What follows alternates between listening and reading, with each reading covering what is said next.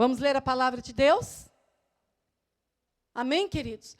Todas as vezes que nós entramos na presença de Deus, seja assim um grupo, seja sozinho, todas as vezes nós não podemos sair da forma como nós entramos. Amém, queridos? Há um toque especial de Jesus para as nossas vidas. E quando então nós estamos assim reunidos, eu quero dizer algo para você, é uma bênção de Deus. Amém? Aleluia. Eu quero dar um título para essa palavra. O milagre da transformação. Diga comigo, o milagre da transformação. Aleluia. Outra vez, Jesus entrou numa sinagoga e estava ali um homem com uma das mãos atrofiadas. E observavam com atenção para ver se ele curaria o homem no sábado, a fim de o acusarem. E Jesus disse ao homem, cuja mão era atrofiada, levanta-te e vem para o meio. Então lhes perguntou, é permitido fazer o bem ou o mal no sábado? Salvar a vida ou matar? E eles, porém, ficaram calados. Olhando para eles ao redor, indignado e muito triste, por causa da dureza do coração deles, disse ao homem, estende a tua mão. Ele estendeu e ela lhe foi restaurada. Aleluia. Queridos, nós podemos ver claramente aqui que havia um conflito entre Jesus e os religiosos da época. Porque a lei dizia que não se podia fazer nada aos sábados. E os religiosos ficavam buscando ocasião para achar algum ponto onde acusar Jesus. E Jesus pergunta aqui, é lícito fazer bem ou mal no sábado? É lícito matar ou morrer no sábado? O sábado do Senhor, para nós, é o descanso. Isso não está cronologicamente hoje associado conosco, o dia de sábado. Nós descansamos no Senhor, amém? Mas a lei naquela época, lá no capítulo 20 de Êxodo, lá para o versículo 10, 11, dizia que não se podia fazer obra alguma no sábado. E Jesus em Mateus, ele diz assim, que ele é o Senhor do sábado. Diga, Jesus é o Senhor do sábado. Ele é o Senhor de todos os dias. Amém, queridos? Ele é o Senhor de todos os dias. Porém, queridos, Jesus entra numa sinagoga, vamos dizer, ele entra numa igreja como essa aqui, hoje. E eu acredito que ele entrou naquele lugar por causa de um homem que supostamente não poderia estar naquele lugar. Não poderia estar misturado com os outros, porque ele tinha um defeito. Ele tinha uma das mãos encolhidas, outras versões diz mirradas, outras versões diz atrofiadas. Ele tinha uma das mãos atrofiadas, ele tinha um defeito físico. Mas Jesus entra ali, naquele lugar, e todo mundo começa a observar o que Jesus iria fazer ali. Eu sei que eles eram religiosos, fariseus, mas nós precisamos hoje, quando entrar num lugar como esse, quando saímos da nossa casa, quando nós vamos ao lugar de culto, onde nos reunimos para cultuar ao Senhor, nós precisamos sair com a expectativa, o que Ele vai fazer na minha vida hoje. Porque muitas vezes a nossa expectativa é assim, ó, O que será que Jesus vai fazer hoje na igreja? O que será que Jesus vai fazer hoje na vida do Deigma? Na vida da Roseli? Não, ele tem algo para fazer na minha vida. Ele tem algo para fazer na sua vida. E a nossa expectativa e o desejo do nosso coração tem que ser: Jesus, opera um milagre em mim, nesse dia, nessa manhã. E eu acredito, queridos, que Jesus chega àquele homem, ele vai naquela sinagoga, porque ele sabia que ali havia entrado alguém com uma necessidade de um milagre e com uma expectativa no seu coração. Talvez a mesma expectativa que você está hoje. Talvez a mesma expectativa que eu estou hoje. O que eu acho lindo nele é que ele vem de encontro a nós. Ele vem de encontro a nós. Ele veio de encontro àquele homem. Conta no livro de Lucas que uma mulher viúva, ela estava indo enterrar o seu filho. Ela era viúva. As mulheres naquela época não trabalhavam, não tinham sustento. Hoje em dia, as mulheres trabalham, têm dinheiro, né? Têm sustento. Naquela época, não. A mulher dependia do marido. E quando o marido morria, ela dependia do filho. E ela, além de estar sofrendo a dor da perda do filho, ele era tudo o que ela tinha. Ela não sabia o que ia acontecer depois. Porque ela não teria mais o suprimento, o sustento financeiro que o filho trazia. E ela está indo enterrar o filho. E a Bíblia conta que o cortejo ia saindo da cidade e Jesus ia entrando. E Jesus encontra com aquela mulher. E quando ele encontra com aquela mulher, enquanto todo mundo chorava a morte daquele rapaz, daquele jovem, Jesus chega ali e opera um milagre e ressuscita o rapaz. Jesus chega ali, opera um milagre e ressuscita o rapaz. Jesus entrou na cidade de Naim para ter um encontro com aquela mulher e para operar um milagre na vida dela e do filho. Quando Jesus chega, meu querido, quando você clama, quando ele vem para operar milagre. Como ele entrou naquela sinagoga aquele dia. Da mesma forma, ele entrou na cidade de Naim por causa daquela viúva que tinha uma dor e chorava tremendamente. Ele chega em Samaria e ele vai ao encontro de uma mulher que tirava água no meio-dia, no maior calor, no maior sol. Ele chega ali e ele fica esperando uma mulher que todo mundo discriminava. Como ele veio aquele dia para aquele homem da mão mirrada, ele veio para a viúva de Naim. Ele veio para a mulher samaritana. Ele veio para Paulo no caminho de Damasco. Ele veio para Lázaro em Betânia para ressuscitar Lázaro. Ele vem com um propósito, ele vem com um objetivo. E nessa manhã eu quero ser boca de Deus para dizer: ele vem para a tua vida e ele vem para a minha vida. Quando ele vem com um propósito definido. Só que ele tem algumas ordens. Vocês já repararam? Que ele dá algumas ordens para esse homem.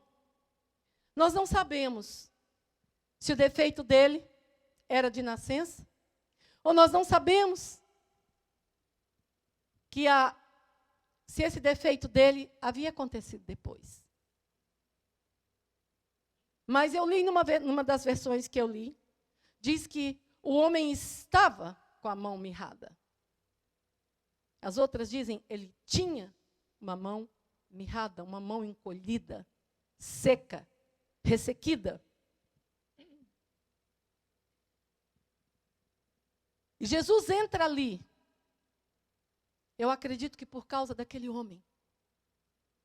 Como ele chegou um dia na porta das ovelhas e havia um homem, 38 anos, paralítico, esperando uma água se mover, esperando alguém colocar ele dentro da água.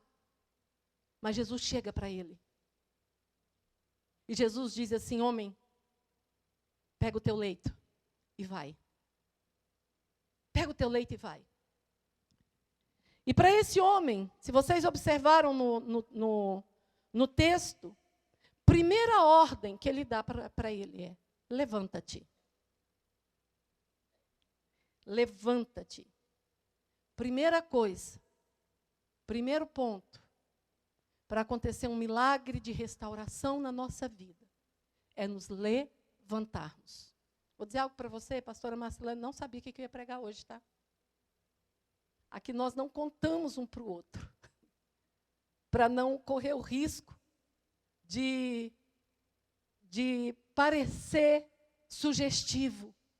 Mas vocês prestaram atenção no que ela falou hoje? Que Deus estava levantando pessoas, colocando pessoas na posição? Vocês prestaram atenção? Pois é, eu prestei. Porque eu fico prestando atenção no louvor, eu fico prestando atenção em cada um que vem aqui falar, quando eu vou pregar, para confirmar aquilo que Deus quer falar para a igreja. Amém? Então, a primeira coisa, ele diz: levanta-te. Ele está dizendo: te coloque em pé. Toma posição de caminhar. Toma posição. Posição de caminhar. A Bíblia inteira conta os milagres de Jesus e pode observar que quase todos eles são relacionados à cura. Sabe por quê, queridos? Porque há um trabalhar todinho do inimigo para nos enfermar. Porque enfermando a nossa alma, entristecendo a nossa alma, nos desanima, nos leva para baixo. E muitas vezes ficamos atrofiados, mirrados pelos cantos. E Jesus diz àquele homem: levanta-te, levanta-te, levanta-te. Segunda coisa que Jesus diz, isso me chama muita atenção. Alguém lembra o que ele diz? Vem para o meio. Oh, glória! Hoje, pastor Deigman, num tempo e que tem sido tanto falado que nós não precisamos congregar, que nós não precisamos estar reunidos dentro de um lugar. Isso é uma heresia, porque no livro de Hebreus, na carta aos Hebreus, no capítulo 12, se eu não me engano, é dito: é necessário que congregueis. É necessário. É necessário. É necessário a unidade do corpo. É necessário sermos unidos pelo mesmo Espírito. É necessário caminhar junto. É necessário estar debaixo de uma mesma visão. É necessário. Jesus diz para aquele homem: vem para o meio. Se mistura. Eu acho tão interessante, você for observar, isso não é só a igreja, não. Qualquer situação que você pensa que eu sou uma pessoa ruim para escrever, mas sou ótima para achar defeito no que os outros escrevem. Sabia disso? Qualquer situação que nós estamos de fora da cerca, que nós estamos na plateia, nós reparamos tudo. Já reparou quando alguém vem e conta você está observando um casal, exemplo. Você está observando um casal, e aquele casal briga de lá e briga de cá, e não sei o quê. Você sabe exatamente os pontos onde um e outro estão errando. É ou não é, queridos? Você sabe falar. Sabe por quê? Porque você está observando. Você é plateia, muitas vezes. Jesus diz para esse homem, que estava lá no cantinho. Eu sempre falo assim, não sei se vocês observaram que de vez em quando eu tiro as cadeiras tudo lá de trás. Principalmente quando eu sei que tem feriado, que vai faltar bastante gente. E eu peço para os obreiros, tira as cadeiras de trás. O culto de 9 horas, pastor Davi remove todas as cadeiras de trás, porque tem pouca gente. Porque a gente chega, a gente quer ficar lá atrás. Muitas vezes. Né? Eu gosto de sentar na frente. Qualquer lugar que eu for, eu gosto de estar na frente. Eu não presto muita atenção no que está em volta de mim. Mas quando a gente senta lá atrás, você vê tudo que acontece. Tudo. Se alguém levanta, se alguém vai ao banheiro, se alguém se move, você enxerga tudo. Não é verdade, queridos? Esse homem estava lá atrás. Jesus disse para ele, primeira coisa, levanta. Segunda, vem para o meio. Jesus poderia ter dito para ele assim, você está curado. Não, mas Jesus disse para ele, vem para o meio. Vem para o meio. Se mistura. Porque no corpo há cura. No corpo há um operar de Deus. No corpo há um operar do Espírito Santo, meus queridos. A palavra de Deus diz, Jesus diz, aonde tiver 2 ou mais reunidos em meu nome, aí eu estou no meio deles. Aí eu estou no meio deles. É numa reunião de oração, onde está todo mundo junto, orando em concordância, que você pode receber o seu milagre. É numa vigília, aonde você está ali em concordância com os irmãos, que você pode receber o seu milagre. Eu conheço a avó de uma pessoa que está agora com 90 anos. Ela vai para a igreja, cada reunião que tem na igreja. Todas elas. A ponto de chegar para pedir para o pastor para ela ir na reunião dos homens. Sabe por quê? Ela diz assim, vai que é naquela reunião, é naquela hora que é para o meu milagre ser liberado. Vai que é naquele momento ali que eu vou receber uma visitação do Espírito Santo. Isso é expectativa. Isso é expectativa. Então, Jesus diz para aquele homem assim, olha, você vem para o meio. Quer receber o milagre? Você quer? Eu quero. Vem para o meio.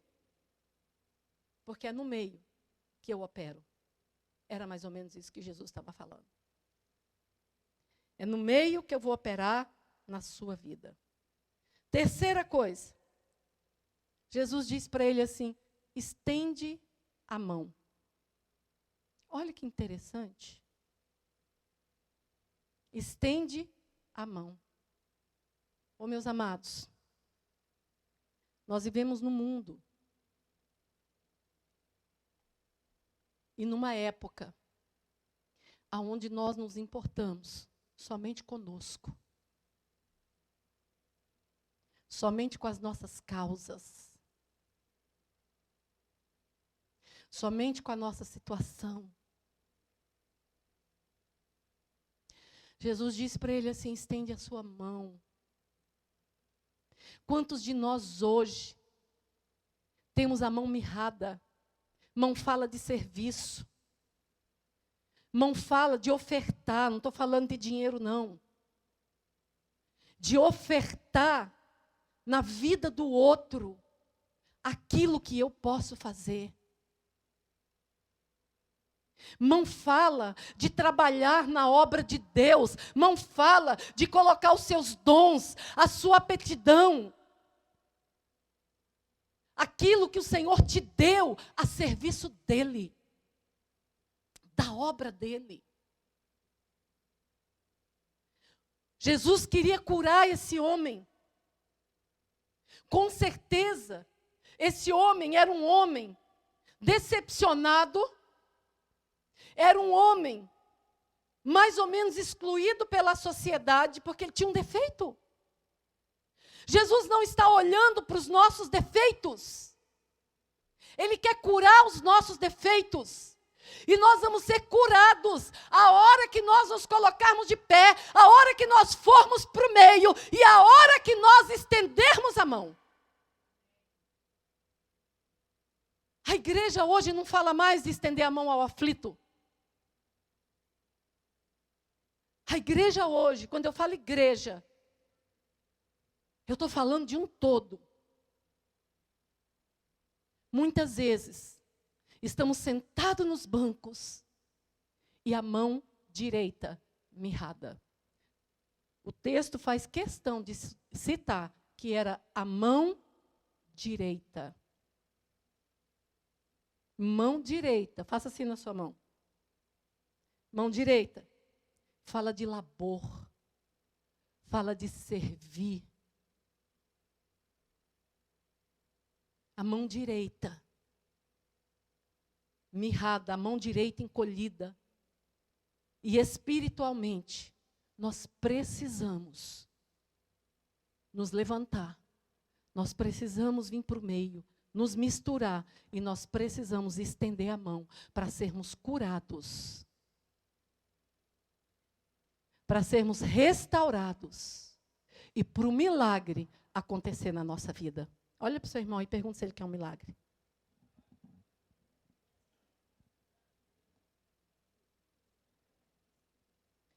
Você precisa de um milagre?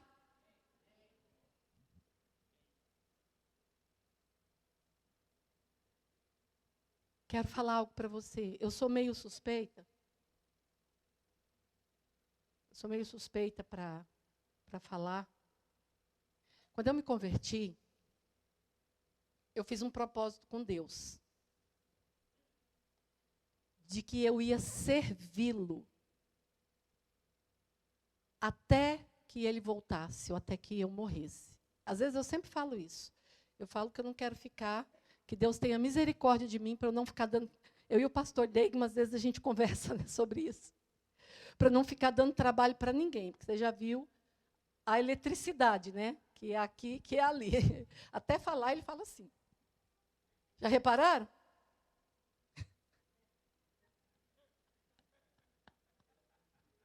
Não, ele começa a falar, ele vem daqui para cá. Eu já não dou conta, tá?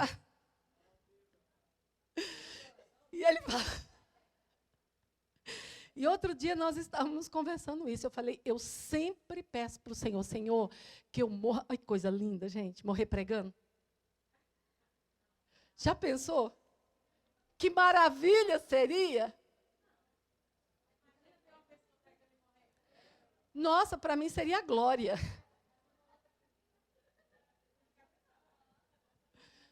Para mim seria glória.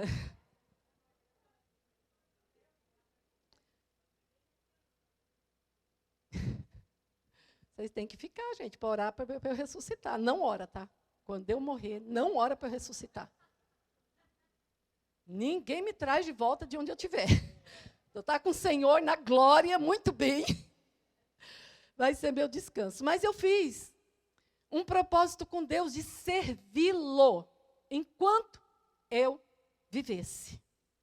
Ou até que ele voltasse para buscar a igreja. Amados, eu vou falar algo para você. Nada, para mim, nunca foi difícil de fazer na obra de Deus. Você já sofreu decepção na sua vida com a igreja? Já? Você imagina eu. Com pessoas? Já?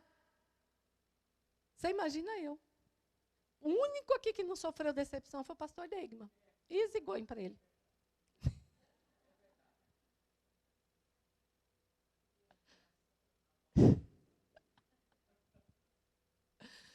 Porém, amados,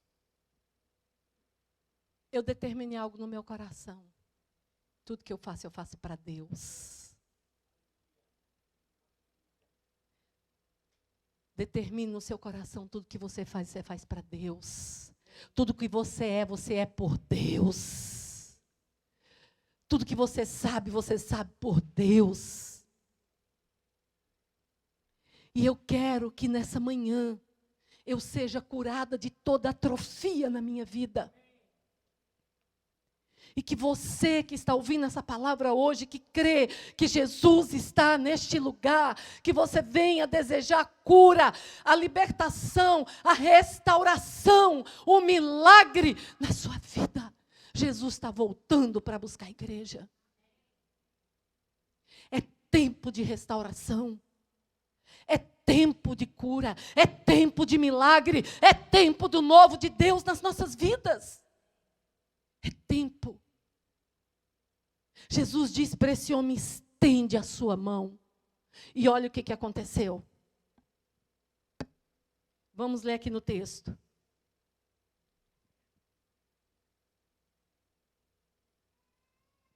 Quando Jesus pergunta se é lícito fazer o bem ou o mal, ele diz assim: olhando para eles ao redor, indignado e muito triste por causa da dureza de coração deles. Olha que tristeza. Olha que tristeza. Indignado por causa da dureza de coração deles, disse ao homem: estende a mão. Ele estendeu e ela lhe foi restaurada. Restaurada. Eu já preguei esse texto várias vezes. Mas quando Deus me deu esse texto, Deus disse: eu quero operar o milagre da restauração no meio da minha igreja. No meio do meu povo. Qual área da sua vida precisa ser restaurada? Qual área da sua vida está mirrada? No caso desse homem aqui, era a mão direita.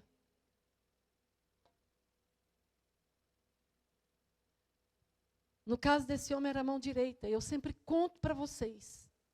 Por que começou esse trabalho hoje que nós temos com os homeless? Sabe por que começou? Porque um dia, eu não olhava, eu vivia em Low há anos, e eu não conhecia a realidade desse lugar que nós estamos hoje, e desse povo com o qual nós trabalhamos hoje. Só que um dia eu fui levar a Débora ao médico, e ela quis comer um pastel aqui no Romeu e Julieta, a hora que eu parei o carro. Débora era pequena. A hora que eu parei o carro, eu me deparei com uma moça sentada na calçada. E uma menina mais ou menos da idade da minha filha, puxando a mãe da calçada, querendo levar para casa. A mãe completamente drogada ou bêbada, não sei, não tinha condição de levantar. Naquele momento eu comecei a chorar. Não podia fazer nada. Mas eu fiquei pensando, o que essa menina estava passando? Ela tinha dormido sozinha, com certeza. Era horário dela estar na escola e ela estava tentando achar a mãe na rua. Naquele momento, a minha pergunta para Deus foi: Senhor, o que é a igreja? Foi para isso que o Senhor morreu? Foi para isso que o Senhor me salvou? O que é a igreja? É uma turma de gente que vem um domingo de manhã, canta, levanta a mão. E às vezes a gente canta até assim, como um farol que brilha à noite, como ponte sobre as águas.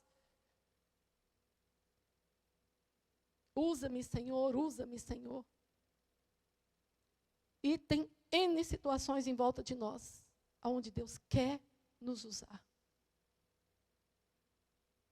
Tem N situações dentro da igreja, N situações fora da igreja, onde Deus quer nos usar. E eu me lembro que eu chorei por dias. Hoje eu falo, eu ainda choro, vocês imaginam quando aconteceu. E eu fui falar para a igreja. Eu chorei por dias, por dias, por dias, e chegou uma hora que eu falei assim: Senhor, se eu não puder fazer nada, se eu não puder fazer nada por isso, por esse povo, por essa situação, para mim, tudo perde o sentido. Então, muitas vezes, queridos, você olha para a situação, pensa que eu nunca tive vontade de parar? Tive. Eu tive. Quem convive conosco aqui no dia a dia sabe como que é, né, pastor Deigo? É um abrir mão de nós contínuo. A gente abre mão do nosso espaço, a gente abre mão, é contínuo, é contínuo. Mas eu quero dizer algo para você. A nossa mão não pode estar mais mirrada. Não pode mais estar encolhida.